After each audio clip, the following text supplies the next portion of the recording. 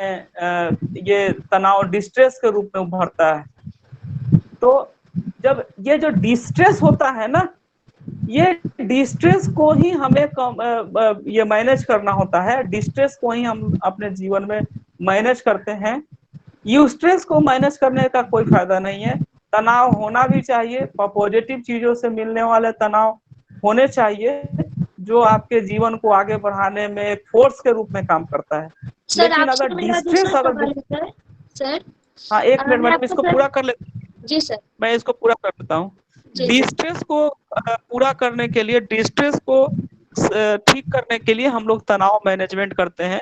तो तनाव मैनेजमेंट के लिए एक सिंपल सा तरीका मैं बता रहा हूँ, बस ज्यादा समय नहीं लेंगे। सबसे पहले आप डेली अपना डायरी लिखना शुरू कर दीजिए। डायरी जो आपके सुबह से शाम तक डायरी लिखना अच्छी बात है। मैम लोग जर्नलिस्ट हैं, तो मैम लोग बहुत इसका इम्पोर्टेंस मानती हैं, जानती हैं। और बहुत जी बड़े बड़े कामयाब लोग, जितने लोग कामयाब हुए हैं, सब लोग डायरी लिखते हैं। मैं खुद पिछले कई सालों से डायरी लिख रहा हूँ और हर साल का मेरा डायरी होता है। तो डायरी लिखेंगे तो आपको अपनी कमी और बेसी दोनों का पता चल जाएगा, अपने कमजोरी का भी पता चलता रहेगा। और डायरी को कभी कभी आप जब ज्यादा तनावग्रस्त होइए तो उसको पढ़िए। दूसरा चीज है कि तनाव को मैनेज करने के लिए डेली हैसल्स, जो आपके जीवन में सुबह से शाम तक जो उलझने हैं, उसमें क्या तार्किक है, तो तार्किक चीजों पर आप सोचिए और तार्किक चीजों को अपने दिमाग से हटाने की कोशिश कीजिए। उसके लिए हम आपको थॉट स्टॉपिंग टेक्निक भी सिखा सकते थे, लेकिन अब लगता है कि समय कम है, दूसरे लोगों को पूछना है। तो जी सर। आप एक हमसे अनाया आराम बात सिंह कर जी का लीजिएगा। सर एक अनाया सिंह जी का सवाल है यहाँ पर कि अभी के लॉकडाउन जी कंडीशन में बच्चों को कैसे बिजी रखा जाए सर, आप इस पे क्या कहेंगे? हाँ, बहुत अच्छा सवाल है अनाया मैडम का। जी कहाँ से है मैडम वो? सर उन्होंने मेंशन नहीं किया है।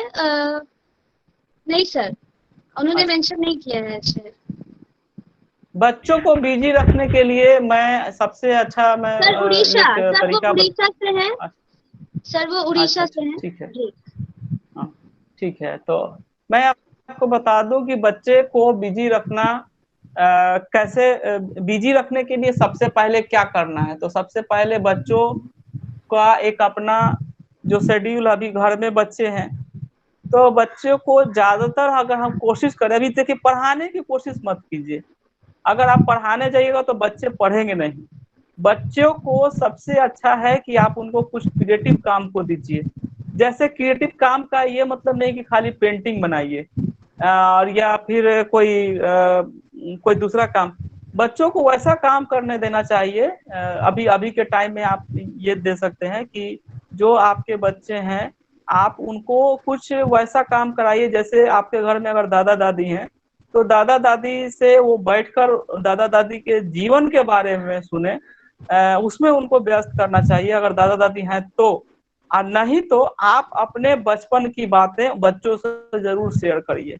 तो लाइफ, इसको बोलते हैं एलएचएस मेथड। तो लाइफ हिस्ट्री शेयरिंग मेथड जो होता है, घर के जो छोटे बच्चे होते हैं, और अगर आपके घर में 2 4 5 सदस्य हैं, तो उन पांचों सदस्य के जीवन पर उनको वर्कआउट कराइए। उनके जीवन के बारे में उनको सुनने का मौका दीजिए। अगर दादा दादी दूर रहते हैं, तो उनके दादा दादी को आप फोन से, टेलीफोन से, वीडियो कॉल से उनसे आप बात कराइए कि वो बचपन में किस तरह जीवन जिए, वो कैसे आगे बढ़े, उन्होंने अपने जीवन में क्या क्या किया, क्या उपलब्धि हुई, और फाइनली वो अपने जीवन को किस रूप से देखते हैं। तो ये बच्चों को आप एक वर्क दीजिए। ये क्या होगा, इससे बच्चों में इमोशनल स्टेबिलिटी आएगी। और जब बच्चे इमोशनल स्टेबल होंगे, तो बच्चे आपके घर में किसी तरह का कोई डिस्ट्रक्टिव काम नहीं करेंगे। और जब इमोशनली स्टेबल बच्चे हो जाएंगे, तो उनकी जो पर्सनालिटी होगी वो काफी सशक्त होगी, एम्पावर्ड होगी। और ऐसे हालात में उनका एक व्यक्तित्व मजबूत उभरेगा। बनेगा, और वो, जी हाँ, और वो फैमिली, परिवार, समाज के लिए भी कुछ एक अच्छा उदाहरण पेश करेंगे। जी ये सर आप आपसे एक जरूर और काम सवाल कीजिए। था सर। अभी का आ रहा है कि देर रात तक जगना और फिर नींद ना आना क्या तनाव का कारण हो सकता है? देखिए, मैं एक बात कर दूं कि देर रात आप किस लिए जग रहे हैं। देर रात जगने के पीछे कहीं स्क्रीन पर आप टाइम वेस्ट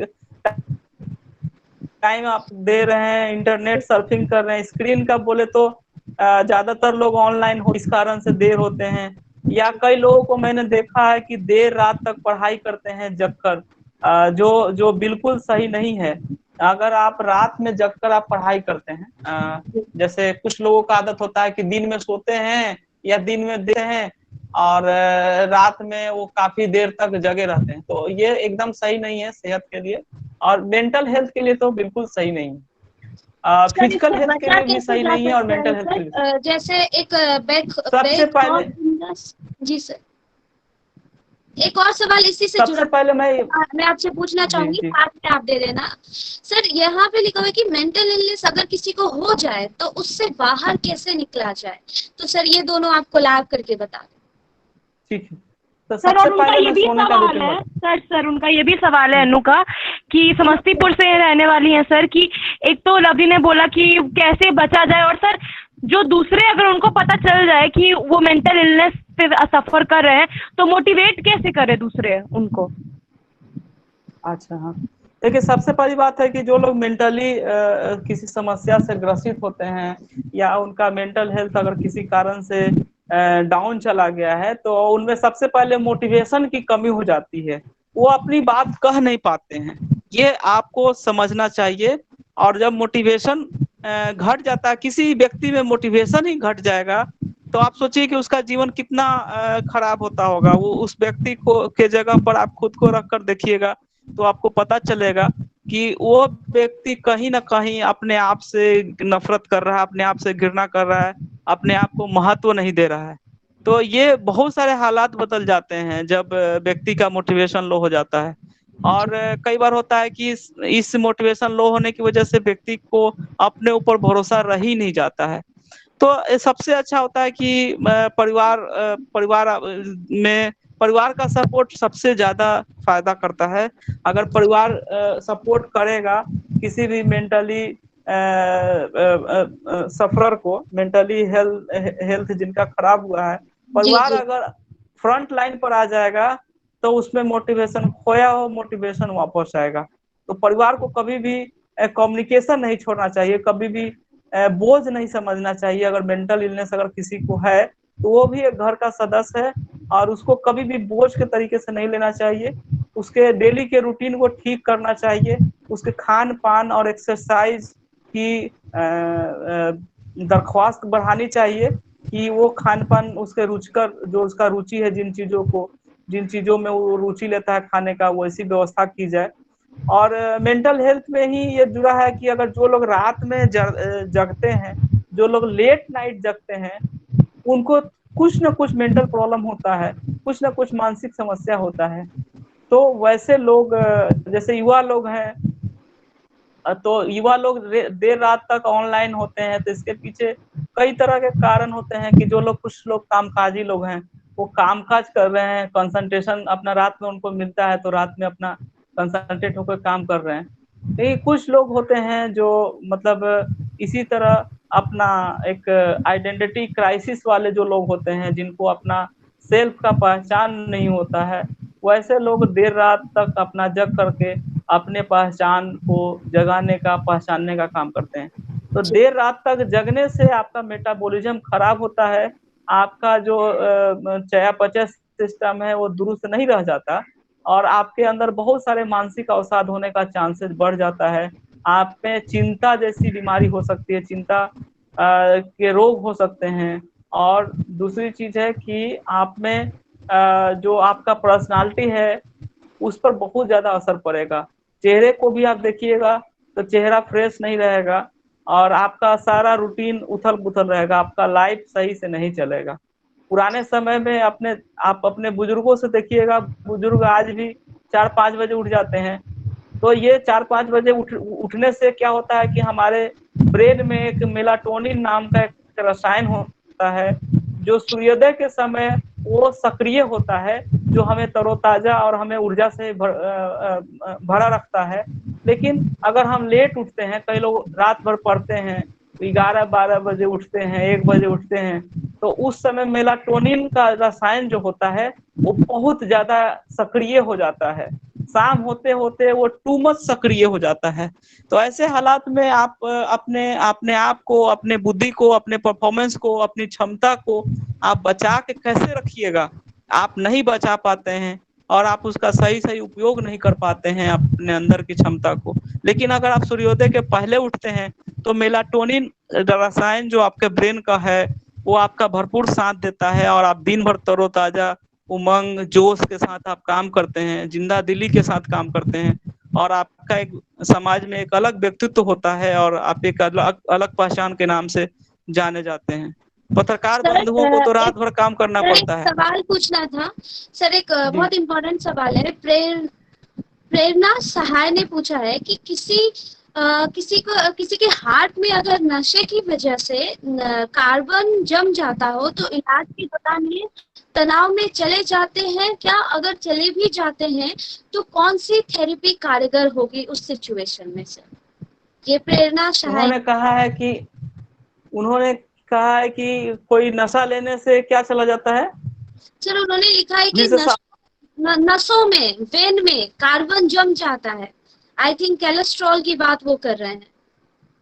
हाँ, तो इलाज के दौरान ये तनाव में चले जाते हैं, तो डिप्रेस्ड रहते हैं। तो उस समय कोई ऐसी थेरेपी है जो उनकी स्ट्रेस लेवल को कम किया जा सके? बिल्कुल बिल्कुल। प्रोग्रेसिव रिलैक्सेशन एक टेक्निक है सर वो जिसका कैसे इस्तेमाल होगा, आप करके। प्लीज एलोबरेट करके बताएं। हाँ, सबसे पहले ये आपको प्रोग्रेसिव रिलैक्सेशन है, उसको करा लेना चाहिए किसी हम लोग देते हैं किसी साइकोलॉजिस्ट की मदद से आप ले सकते हैं। मैं थोड़ा सा उनको मैं बता देता हूँ। अभी जी अगर वो लाइव आएंगी तो मैं उनको बता सकता हूँ। जी जी जी अगर उन हाँ, उनको दीजिए, मैं उनको अभी कराऊंगा तो आप बाकी लोग भी सीख जाइएगा। जी जी। बाकी लोग। हाँ। सर एक अनाया सिंह का फिर से एक क्वेरीज है कि सर स्ट्रेस लेवल को कम करने की ऐसी कोई थेरेपी है तो प्लीज आप बताएं। शायद सर हमारे सभी ऑडियंस स्ट्रेस लेवल को को। हम सिर्फ मैनेज कर सकते हैं। जी स्ट्रेस को हम लोग मैनेज कर सकते हैं। तो कैसे सर, कोई मैनेजमेंट का थेरेपी? तरीका मैंने बहुत जी इससे पहले भी मैंने बताया है। तो जी प्रेरणा सहाय मैडम को मैं बताना चाहूंगा। हाँ जी मैडम, सर। आपने आपका सवाल बहुत अच्छा है। ये हम लोग प्रोग्रेसिव में ये रिलैक्सेशन करेंगे अभी। सबसे पहले तो जी सर। प्रोग्रेसिव रिलैक्सेशन अगर आप करती हैं तो आपको बहुत ज्यादा बेनिफिट होगा। और लोग को करना चाहिए। और अगर कराता है तो अच्छी बात है, अकेले नहीं होता है। सबसे पहले अपने ये जो स्पाइन है, रीढ़ की हड्डी को सीधा करके ऐसे बैठ जाइए। मैं सोफे पर बैठा हूँ तो मैं बैठ जाता हूँ। ऐसे बैठ जाइए। अगर कोई डेमो करना चाहते हैं तो मैं बता दूं। टाइम है ना आपके पास? जी सर। जी सर। ऐसे बैठ गए। बैठने के बाद मैं आपको गिन रहा हूँ। अभी आपको मेरे साथ मैडम, आपको मेरे साथ ये थेरेपी करना है। सबसे पहले आपको क्या करना है कि आप अपने मुट्ठी को ऐसे बांधिए और छोड़िए। Muscle relaxation. मुट्ठी बांधिए और छोड़िए। मुट्ठी बांधिए, छोड़िए। हो गया? अब मैं 1 से लेकर 10 तक गिनती गिनता हूँ। आप मेरी आवाज सिर्फ सुनेंगी और बाहर की आवाज के तरफ अपने दिमाग को, अपने माइंड को नहीं ले जाएंगी। मैं 1 से लेकर 10 तक आपको गिनती गिन रहा हूँ। आप उस पर फोकस कीजिएगा। सिर्फ मेरे आवाज पर आपको फोकस करना है। 1 2 3 4 5 6 7 8 9 10। Close your eyes. अपनी आंखें बंद कर लीजिए।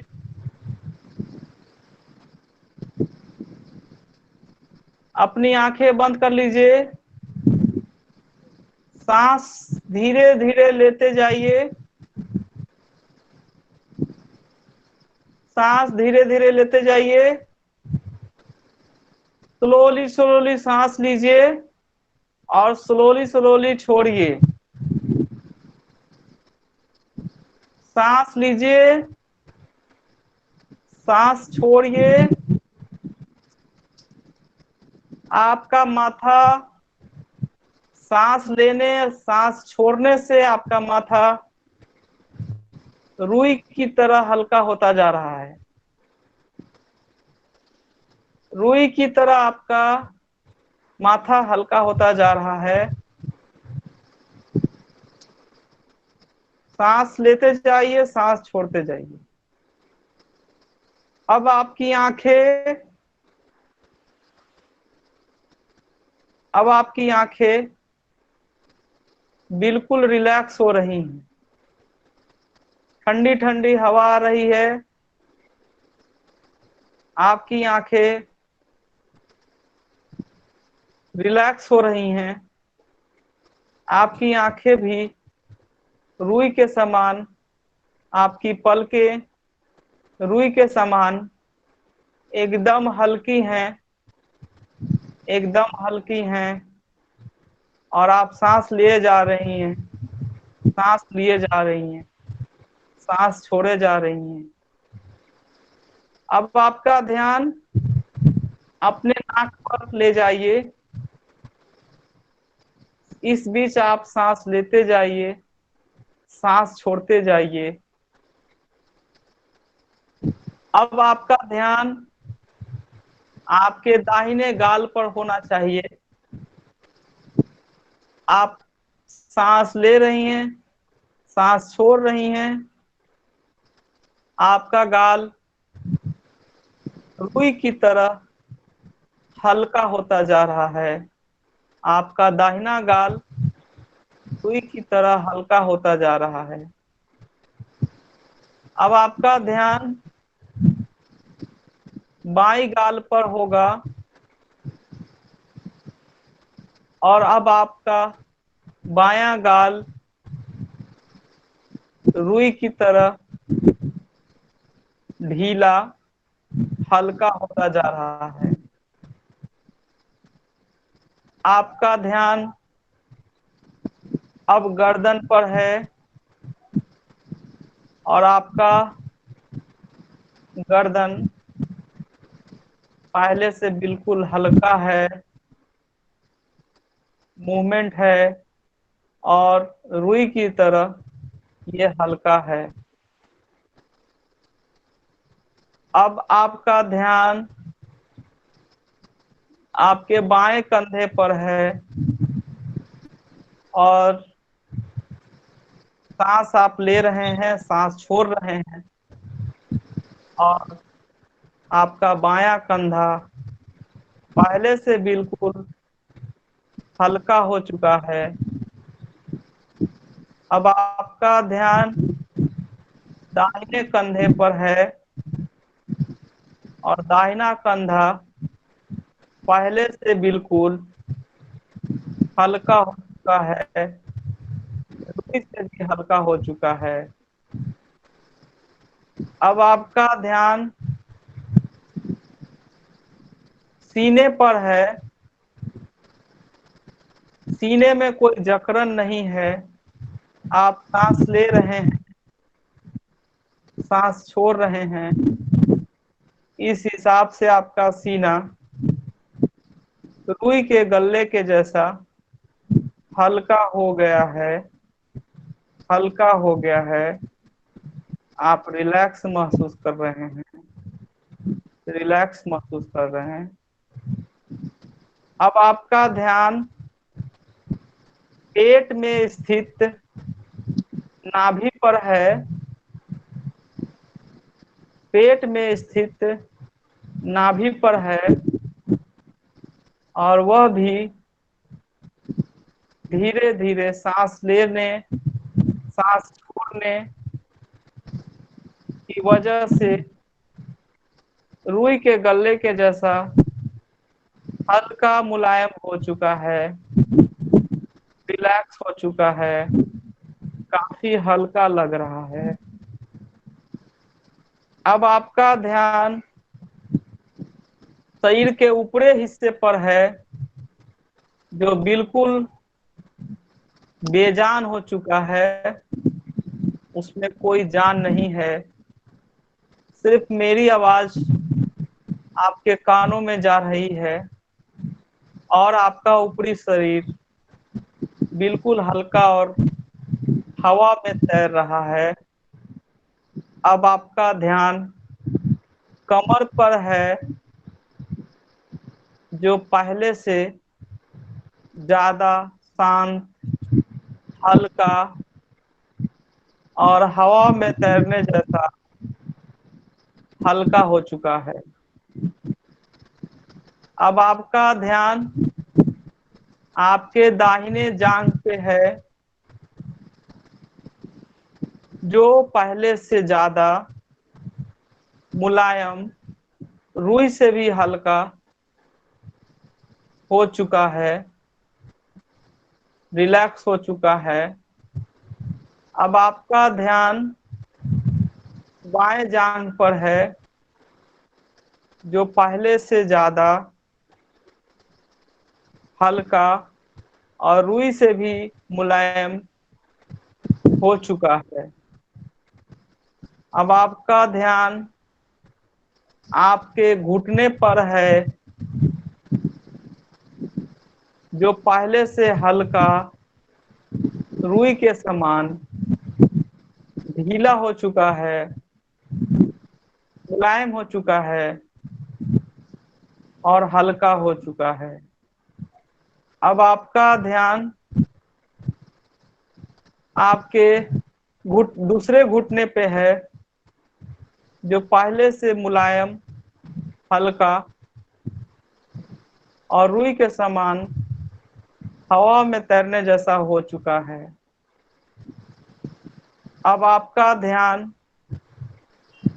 आपके दोनों तलवे पर है, दोनों तलवे पर है और आप देख रही हैं कि आपके सारे तनाव, सारे शरीर के जो घटिया चीज, शरीर के जो अवांछित जो पदार्थ हैं, वो आपके तलवों के माध्यम से बाहर निकल रहा है। आप अपनी आंखों से देख रही हैं कि आपके दोनों तलवे से, आपके शरीर से जो अवांछित पदार्थ हैं वो निकल रहे हैं।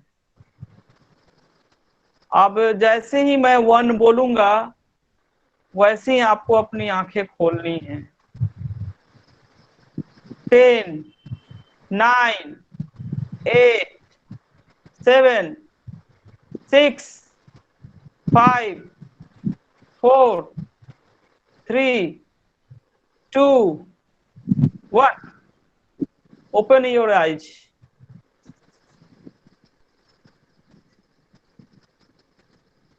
I think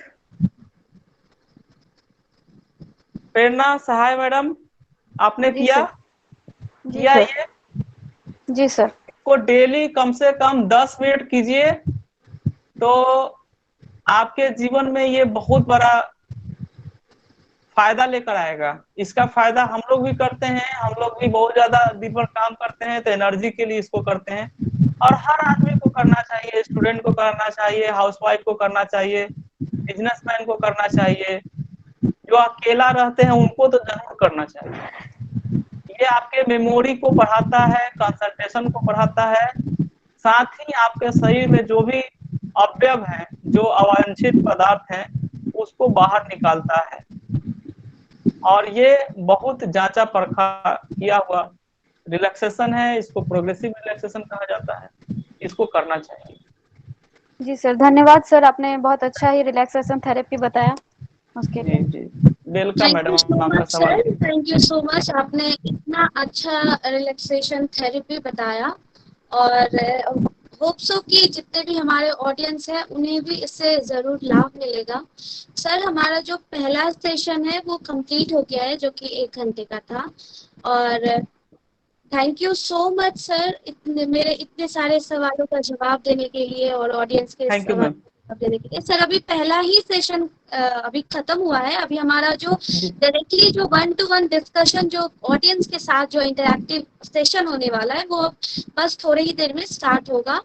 इससे स्टार्ट होने से पहले मैं कहना चाहूंगी कि हमारे जितने भी सिंध न्यूज के जो टीम मेंबर हैं मैं उनका नाम लेना चाहूंगी।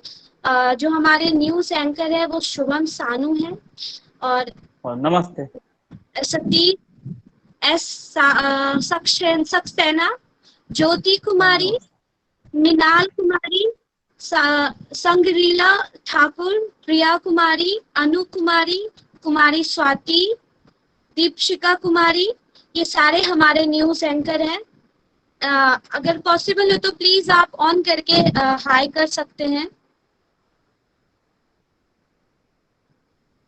और वॉइस ओवर आर्टिस्ट हैं आराधना टुडू, चवली कोमल, मृणाल कुमारी, कुमारी ज्योति, मनीषा चंद्रा, कुमारी स्वाति, अनु कुमारी, लवली कुमारी।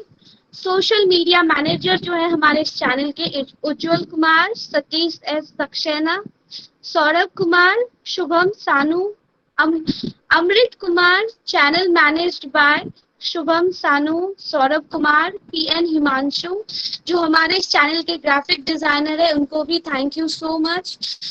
करुणा कुमारी, जो रिसर्च स्क्रिप्ट राइटर्स है हमारे इस चैनल के वो हैं पीएन हिमांशु, अनु कुमारी, शैलेश कुमार, और जो भी हमारे इस शो से जुड़े हुए हैं और अभी कंटिन्यू रह रहे हैं हमारे साथ जुड़े हुए हैं, और साथ ही साथ डॉक्टर आपका भी बहुत बहुत थैंक यू सो मच। मैं चाहूंगी कि उज्जवल सर आए, मैं चाहूंगी कि शुभम सर आए और वो कुछ अपने दो शब्द अपने खुद से वो बोलें। तो मैं चाहती हूँ कि शुभम सानू जी आए।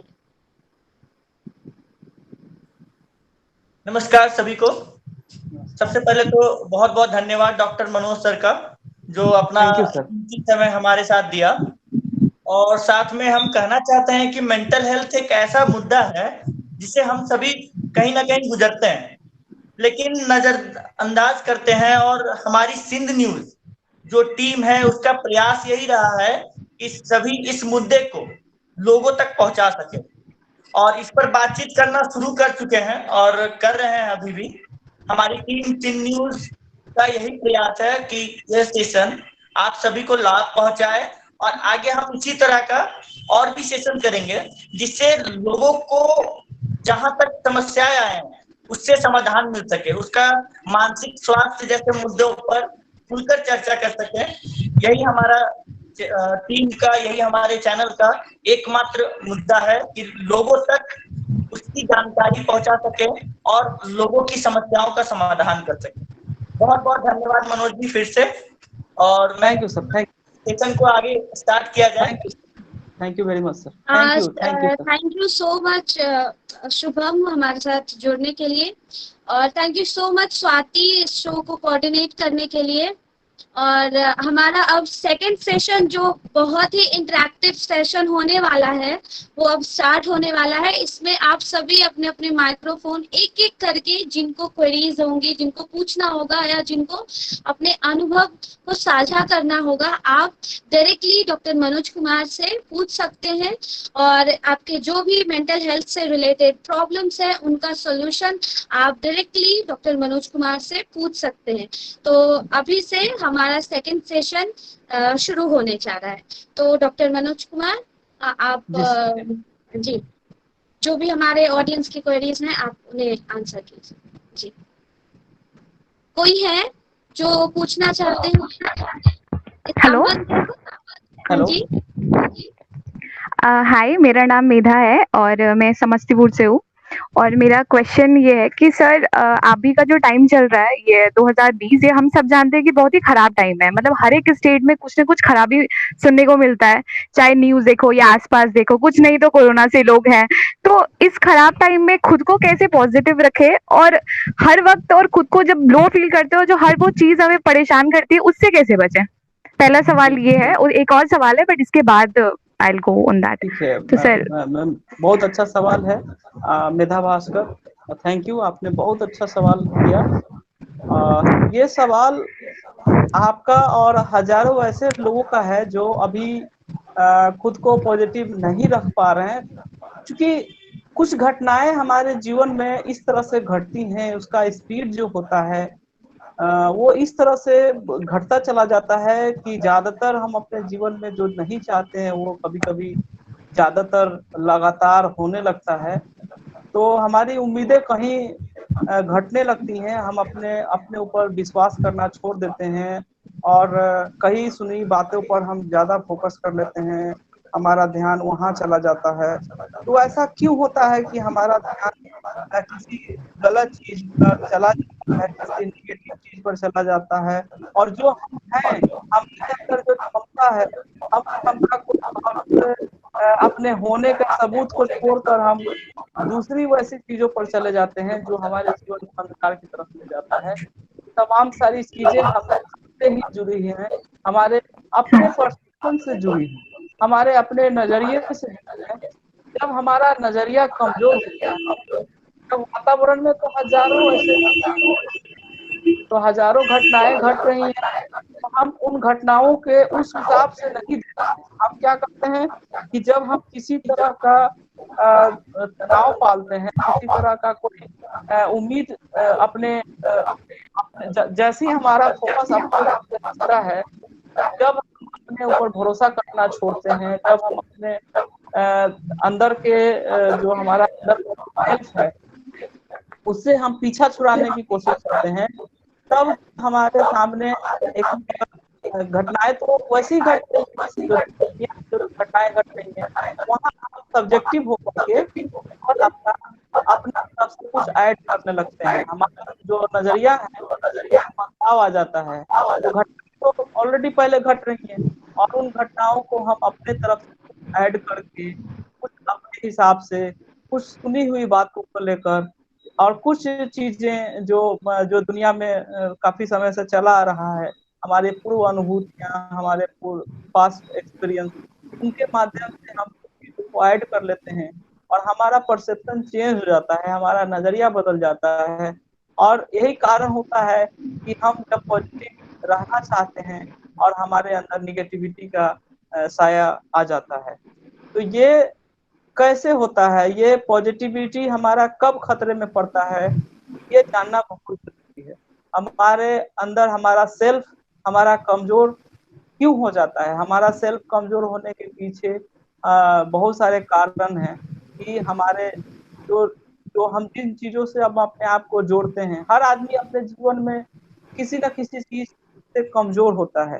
जैसे अगर हम मान ले जाए कि उदाहरण दें कि जैसे हम इमोशनल अटैचमेंट, अगर हम डी अटैचमेंट में चले जाएं, अगर हम अपने परिवार से थोड़ी देर के लिए अगर हम परिवार के बारे में ना सोचकर हम दूसरों के चीजों पर सोचने लगे, हम परिवार को महत्व नहीं दें, तो इस डी अटैचमेंट की वजह से बहुत सारी घटनाएं हम परसेप्शन के तौर पर अपने अंदर आने देते हैं। या जब हम अपने नहीं होने का, जब हम अपने आप को थोड़ा भी महत्व देना कम कर देते हैं, एक एक इंच इतना सा भी अगर थोड़ा किसी कारण से अपने आप को हम दरकिनार करते हैं, तो वैसी स्थिति में उसका एंट्री हो जाता है। जब हम अपने अपने होने के सबूत को, हम सांस ले रहे हैं, हम जिंदा हैं और हम अपने हम फेस कर सकते हैं, हम किसी चीज को फील कर रहे हैं, हम खाना खा रहे हैं तो हम इसको फेस कर रहे हैं, हम लोगों से बात कर रहे हैं तो अपने होने का सबूत है, हम सो रहे हैं, सोच रहे हैं, तो ये हमें होने का सबूत है। इन सब चीजों से जब हम किसी कारण से इनसिक्योर होते हैं, किसी डर से हम चीजों को अपने अपने को महत्व देते हैं और अपने अपनी इच्छाओं को हम छोड़ने लगते हैं, अपने इच्छाओं से हम छोड़ देते हैं, तो अभी हमारे अंदर दूसरी चीजें, नकारात्मक चीजें आनी शुरू हो जाती है। और जब हम अपने ऊपर हाँ सर ये बहुत ही सर अच्छा आंसर सर था मेरे लिए, सर हेल्पफुल था। बट सर है कि कैसे बचे सर, ये सब तो रीजन है और ये हो जाता है, ठीक है सर, तो सर कैसे पॉजिटिव रखे खुद को, कैसे हमेशा मोटिवेट रखे ताकि हर वो चीज जो रिलेटेड नहीं भी हम लोग से वो भी इफेक्ट कर रहा है, तो ऐसा तो नहीं होना चाहिए। मतलब जो पर्सनल नहीं है, जैसे कि न्यूज वाली चीज है जो दूसरे स्टेट में हो रही है, दुख होता है एज अ ह्यूमन, बट वो इतना इफेक्ट क्यों करता है? मतलब उससे कैसे बचे, पॉजिटिव कैसे रहे?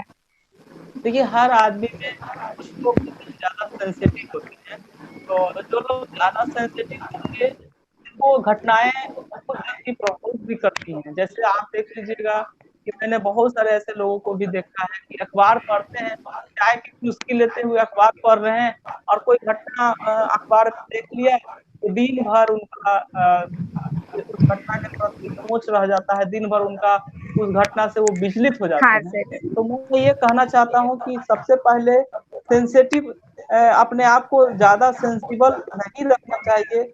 आपको अपने आप को इमोशनली स्ट्रॉन्ग करना चाहिए। इमोशनली स्ट्रॉन्ग जब आप होते हैं तो बहुत ज्यादा सेंसिटिव होने की जरूरत नहीं है।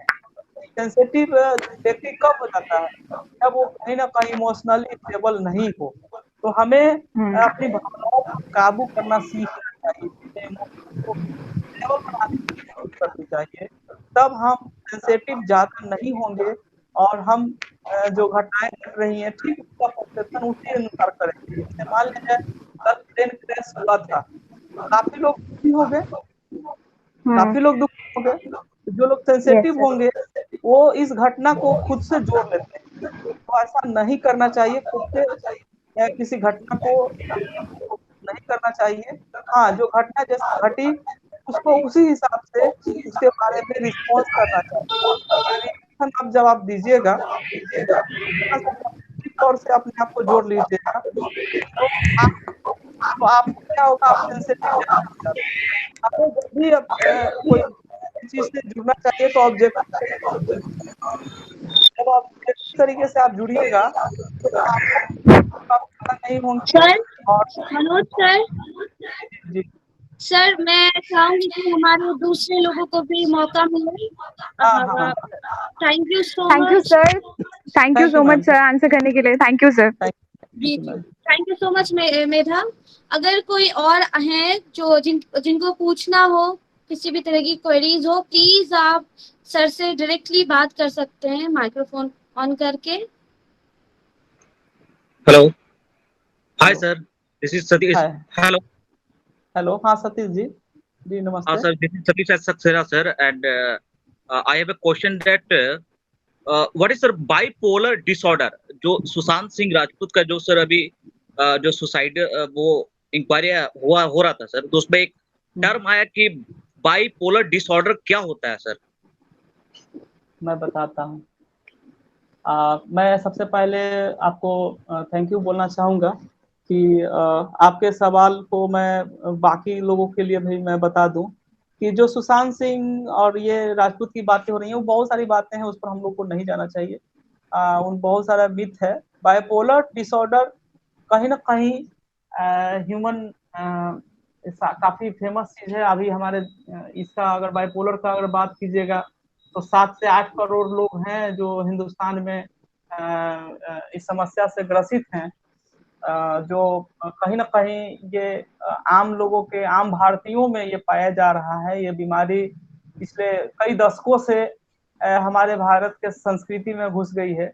ऐसा नहीं था हमारा देश, लेकिन ये बाइपोलर का जो शेड्यूल बना है, बाइपोलर का ये जो तमगा लगा है भारत में, भारत को, तो इसके पीछे बहुत सारा रीजन है।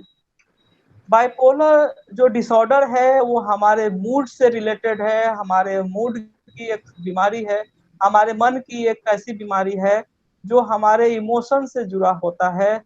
और ये इसका ये बीमारी बाइपोलर क्यों होता है इसका अभी कारण पता नहीं चला है। पूरी दुनिया के लोग इस पर सर्च कर रहे हैं, काफी सारी दवाइयां इसके लिए आ गई हैं, लेकिन अभी इसका कोई ठोस सबूत नहीं मिला है। पता चला है कि पूरी दुनिया में 6 तरह के इमोशन होते हैं, यूनिवर्सल 6 तरह के इमोशन होते हैं। उसमें मूड भी हमारी जो भावनाएं भी हैं वो भी एक प्रकार का जो हम सुख और दुख को बर्दाश्त करने की एक कैपेसिटी होती है। आप जैसे आप बाइक चलाते हैं तो हर बाइक का देखिएगा कि कोई 160 सीसी का है, कोई 120 सीसी का है, कोई 110 सीसी का है। ठीक उसी तरह हमारा मूड का भी अपना एक कैपेसिटी होता है, कैपेबिलिटी होता है। और वो मूड हमारा अगर कैपेबल है, अगर हमारा मूड अगर कैपेबल है तो वो फ्लैक्चुएट नहीं करता है। बाइपोलर में एक मन होता है और दो दुनिया होती है। व्यक्ति में हाँ एक मन और दो दुनिया होती है। मन एक होता है लेकिन एक व्यक्ति दो जगह दोहरे चरित्र में जीता है। एक उसका मुस्कान वाला चेहरा होता है और दूसरा होता है कि वो उसके आंखों में आंसुओं को दिखाता है। मतलब एक चेहरा है जो उसके चेहरे को स्माइल से उसके चेहरे को गुलाब की पंखुड़ियों की तरह बिखेरता है, और दूसरे पल में जब वो वहां से उस सिचुएशन से हटता है तो उसकी आंखों से नीर बहता है झील की तरह, झरने की तरह। तो ये बहुत बड़ा एक दुख का है, दुख की कैपेसिटी, सुख की कैपेसिटी से रिलेटेड ये बीमारी है। हर व्यक्ति में दुख बर्दाश्त करने की, दुख को झेलने की, सुख को पाने की, सुख को बर्दाश्त करने की अलग अलग क्षमता होती है। बाइपोलर से अभी तक महिलाएं ही ज्यादातर ग्रसित होती थी, लेकिन अब बहुत हद तक 4 करोड़ पुरुषों को भी ये बीमारी फैल गया है। मतलब 7 से 8 करोड़ लोगों को ये पूरे हिंदुस्तान में जो रजिस्टर्ड है उनका मैं बता रहा हूँ। अभी गांव देहात की अगर बात कीजिएगा, कितने लोग होंगे जो इस बीमारी से ग्रसित होंगे, इसका अंदाजा लगाना बड़ा मुश्किल है। तो ये कई लोग इसके शिकार होते हैं, इसका अभी तक कोई कारण मालूम नहीं चला है। बाइपोलर एक ऐसी बीमारी है जिसमें एक व्यक्ति होता है और उसकी दो दुनिया होती है। जी सर मैं आपको बीच में रोकना चाहूंगी क्योंकि वक्त की कमी है हमारे पास। हाँ। सर मैं बस एक लास्ट क्वेश्चन चाहूंगी, आप बस एक लास्ट क्वेश्चन करें, आंसर करें, उसके बाद फिर इसको आगे बढ़ाते हैं। किन्हीं के पास सवाल हो तो प्लीज करें। हेलो हेलो हेलो सर, मैं सोनी प्रियंका बोल रही हूँ बिहार से। जी जी हेलो, क्या आपको मेरी आवाज आ रही है? हाँ बिल्कुल आ रही है आपकी जी। मेरा एक 3 साल का बेटा है। हाँ। और वो बहुत ज्यादा चुट्टी काटता है। अच्छा। वो जब खुश रहता है तो भी अगर आपके बगल से वो टच करके निकलता है तो वो काटते हुए निकल जाता है, और जब वो गुस्सा होता है तो वो चीजें फेंक के या फिर मतलब बहुत ज्यादा एग्रेसिव हो जाता है। और किसी भी चीजों को मैं इसके हाथ में खेलने को देती हूँ तो वो उस चीजों से किसी न किसी को मार बैठता है। तो मैंने जब डॉक्टर से ये दिखाई उसकी चीजें, तो डॉक्टर ने बोला क्या कि इसके पेट में हो सकता है कीड़ा हो। तो मैं इसे 1 साल में 2 या 3 बार इसे कीड़े की दवाई दे चुकी हूँ। उसके बावजूद भी इसके ये लक्षण कम नहीं हो रहे। तो आप बता सकते हैं कि इसके किसी और चीजों से ये हो रहा है या फिर मैं समझ नहीं पा रही हूँ। सवाल पूछूंगा, आप उसका जवाब दीजिएगा। जी। क्या आपका बच्चा हमेशा अकेला रहना चाहता है? नहीं, वो बच्चों को ढूंढता है, वो खेलने के लिए परेशान रहता है। अच्छा, सामान तोड़ फोड़ करता है? नहीं, सामान तोड़ता नहीं है। वो यूट्यूब पे जब जो चीजें देखता है कि किसी भी चीजों को किसी भी चीजों के साथ मिक्स कर देते हैं, उनसे खेलते हैं, तो वो जब भी वो किचन खाली देखता है तो फिर वो जाके चाहे कोई भी चीजें हो अच्छी बुरी, वो सबको मिक्स करके वो खेलना पसंद करता है। अच्छा, खेलता है, अकेला नहीं खेलना चाहता आपने ये कहा? नहीं, अकेला वो नहीं खेलना चाहता। या तो वो मम्मी को खींच के लेके जाता है, मुझे या फिर अपने पापा के साथ। तो अकेला नहीं खेलना चाहता। लेकिन उसकी ये चुट्टी काटने की, दांत काटने की चीजें मैं समझ नहीं पा रही हूँ उसकी हो क्यों रही है। ये दांत कब काटता है? कभी भी वो हंसते हंसते, जैसे आपके साथ वो हंस रहा है, खेल रहा है, आपसे उसका बॉडी टच होता है तो वो काट सकता है। उसका कोई आपका नहीं, कैसा है? निश्चय नहीं है। आपका कैसा है? 3 साल का है तो उसका उस हिसाब से हाइट है? नहीं, 3 साल से उसकी ज्यादा हाइट है। अच्छा, मतलब एबनॉर्मल आपको लगता है कि 3 साल से ज्यादा हाइट है उसका? हाँ, मतलब 3 साल के नॉर्मल जितने बच्चे हैं उससे उसकी हाइट ज्यादा है। अच्छा, एबनॉर्मल नहीं परिवार है में सब बट। लोग लंबे हैं क्या? जी, परिवार में इसके पापा 6'3" हैं, मैं 5'8", 5'7" हूँ। तो थोड़ा सा हार्मोनल प्रॉब्लम हो सकता है बच्चे में, क्योंकि देखिए सबसे पहले तो खाना पीना वो खाता है ठीक से या फिर फूडी चीज बिल्कुल है, मतलब कि बिल्कुल, वो सिलेक्टेड खाना खाता है? पीना बिल्कुल सही तरीके से खाता है। सिलेक्टेड खाता है या फिर जो देती हूँ खा लेता है? नहीं, मैं जो देती हूँ वो खा लेता है। हाँ, तो ये एक सामान्य समस्या है। इस बच्चे को हम लोग अटेंशन सीकिंग बिहेवियर कहते हैं।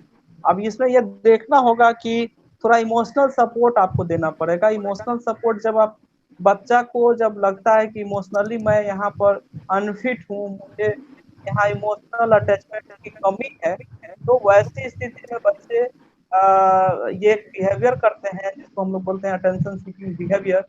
ये जनरली डेवलपिंग फेज में जब 5 साल तक का कोई बच्चा होता है उसमें उसका ब्रेन का विकास बहुत तेजी से होता रहता है, तो ऐसी स्थिति में उसको इमोशनल डिअटैचमेंट जब लगेगा तब वो इस तरह का बिहेवियर करेगा। ये कोई बीमारी नहीं है, थोड़ा आपको इमोशनली उनको ज्यादा जुड़ाव होना है, आपको इमोशनली उनसे ज्यादा बात करना है, उनके साथ खेलना है, समय देना है।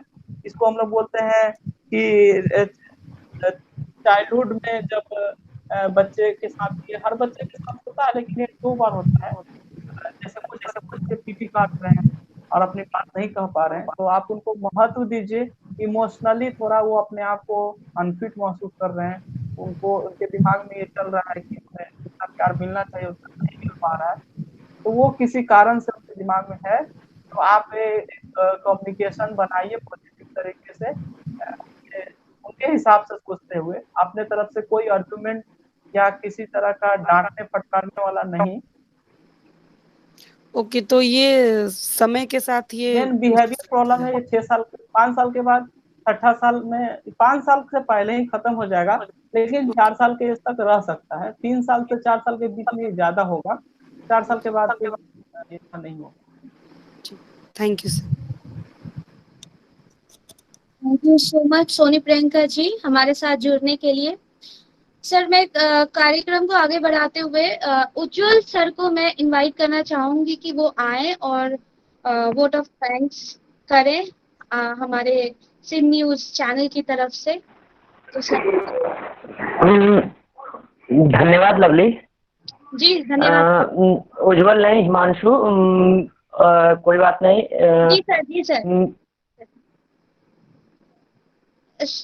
हिमांशु सर आप आए। और हेलो, तकनीकी समस्याओं के कारण मैं अपना वीडियो नहीं ऑन कर पा रहा हूँ क्योंकि नेटवर्क का कुछ प्रॉब्लम है। अभी हमारी टेक्निकल टीम भी उसको फेस कर रही है, कुछ प्रॉब्लम्स आ रही हैं। जी। अनिश्चितता से भरे समय में जब युवाओं पर नकारात्मकता हावी हो रही है, युवा पढ़ाई, रोजगार, कैरियर को लेकर काफी तनाव में है। इसके अलावा वे डिजिटल प्लेटफॉर्म पर काफी हद तक निर्भर हैं और उनका खेल कूद भी बंद है, जिससे मानसिक तनाव काफी हावी हो रहा है। ऐसे में युवाओं के बीच जागरूकता और उनकी समस्याओं को जानना काफी जरूरी है। इसके अलावा सर मनोज सर, आपने कम्युनिकेशन की बात की कि उनसे लगातार कम्युनिकेशन होना जरूरी है। इसके अलावा योग का भी आपने जिक्र किया। आपने नशा मुक्ति का भी जिक्र किया। ऐसे में जब हमारे युवाओं में हमारे युवा नशे के आदी होते जा रहे हैं, अधिकतर युवाओं के साथ ये समस्या देखी जा रही है। आपने काफी शालीनता से एवं सरलता पूर्वक सभी प्रश्नों का उत्तर दिया। आपने अपना बहुमूल्य समय सिंध न्यूज के साथ साझा करने के लिए अपनी पूरी टीम की ओर से आपका हृदय के साथ साधुवाद करता हूँ। इसके साथ ही हमारे सभी सारे दर्शकों एवं श्रोताओं का भी, जिन्होंने हमारे कार्यक्रम को सफल बनाने में काफी अहम भूमिका निभाई, उनका भी धन्यवाद करता हूँ। इसके अलावा अपनी पूरी टीम का भी आभारी हूँ, जिन्होंने हर तरह की तकनीकी पहलुओं को हल करते हुए पूरे कार्यक्रम को प्रसारित किया, सभी को एक प्लेटफॉर्म पर जोड़ा, सभी की समस्याओं को सुना गया। आपने सबकी समस्याओं को काफी सरलता से उत्तर दिया। सभी संतुष्ट होंगे ऐसी आशा करता हूँ। उज्जवल से बार बार मुझे कुछ इन्फॉर्मेशन मिल रहे थे कि हम लोग लाइव नहीं हो पा रहे हैं, कुछ नेटवर्क प्रॉब्लम आ रहा है, ऐसा मैं भी फेस कर रहा हूँ। इसके लिए आप सभी से क्षमा चाहता हूँ कि तकनीकी समस्याओं के कारण हम फेसबुक पे रेगुलर लाइव नहीं रह पाए। खास तौर पर लवली आपका, स्वाति आपका, उज्जवल, शुभम, हमारी ज्योति, जिन्होंने मुझे लास्ट में वोट ऑफ थैंक्स के लिए करने को कहा, सबका धन्यवाद करना चाहता हूँ। डॉक्टर मनोज कुमार जी, आपका खास तौर पर, जिन्होंने हम सभी की समस्याओं को सुना, काफी शालीनता से, काफी सरलता पूर्वक, आदर्श तौर पे शांति से सबके प्रश्नों का उत्तर दिया। सभी संतुष्ट होंगे ऐसी आशा करता हूँ। आपका हृदय साधुवाद। Thank you so much Himanshu ji, thank you so much. और thank you so much doctor साहब हमारे साथ जुड़ने के लिए, हमारे न्यूज चैनल के साथ अपने अनुभव को साझा करने के लिए। आपने बहुत अच्छी जानकारी दी। ये जानकारी हमारे सभी एज के लिए बहुत लाभकारी होगा, चाहे वो बच्चे हो, चाहे वो यूथ हो, चाहे वो बुजुर्ग हो।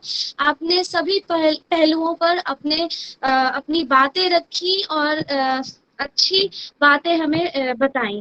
Thank you so much doctor Manoj sir, doctor Manoj Kumar sir हमारे साथ जुड़ने के लिए। और मैं आशा करती हूँ कि आगे भी ऐसा कुछ हो तो प्लीज हमें सपोर्ट करें। बिल्कुल। धन्यवाद सर। धन्यवाद आप सभी का जो इस सेशन से जुड़े एज अ प्रोग्राम कोऑर्डिनेटर। सभी का जो हमारे साथ सेशन में जुड़े, हमारे सभी ऑडियंस का जो हमें इतनी देर सुना और क्वेश्चंस करने के लिए थैंक यू सो मच। और होप तो कि सभी के क्वेश्चन का जो आंसर है सही आंसर उनको मिले होंगे। And thank you so much.